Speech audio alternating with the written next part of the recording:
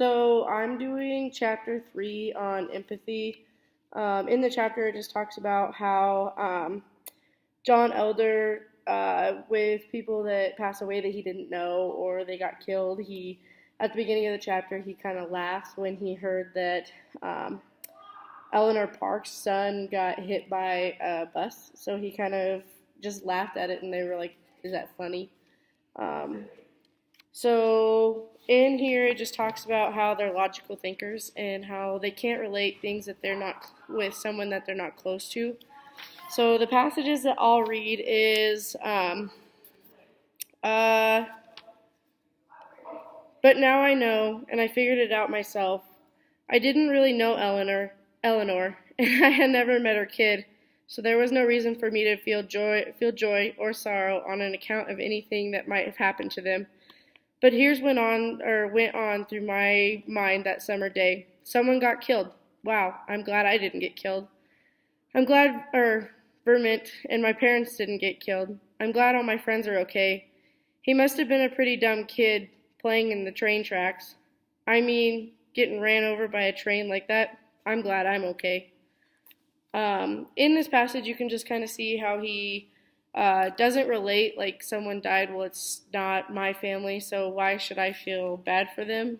Um, and then it says, in the end, I smiled with relief because it wasn't anybody that he knew or he could feel empathy for. He couldn't logically think, why are these people upset when it's someone they don't know?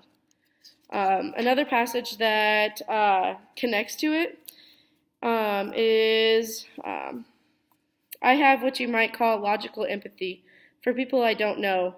That is, I can understand that it's a shame that those people died in the plane crash, and I understand that their families are very sad, but I don't have any physical reaction to the news, and there's no reason I should. I don't know them, and the news has no effect on my life.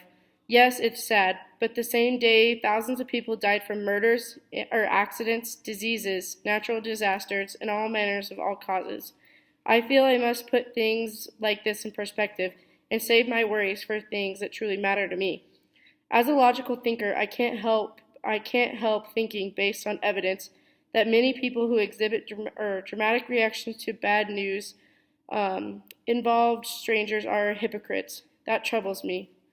So just like this being one of the small characteristics that those children or just adults in general that do have Asperger's and autism that don't quite have that connection of and that logical of, wow, that really affects me, when they're just like, well, it doesn't.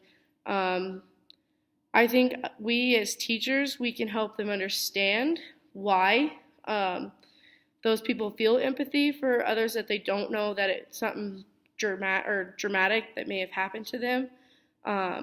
But that's one thing that we can implement into our class with all the other characteristics that those who have autism have. There was another chapter in here, chapter 7, that I actually really liked just because it helped me understand autism a little more, about how, even in the Temple Grandin video, how they find something they love and they run with it.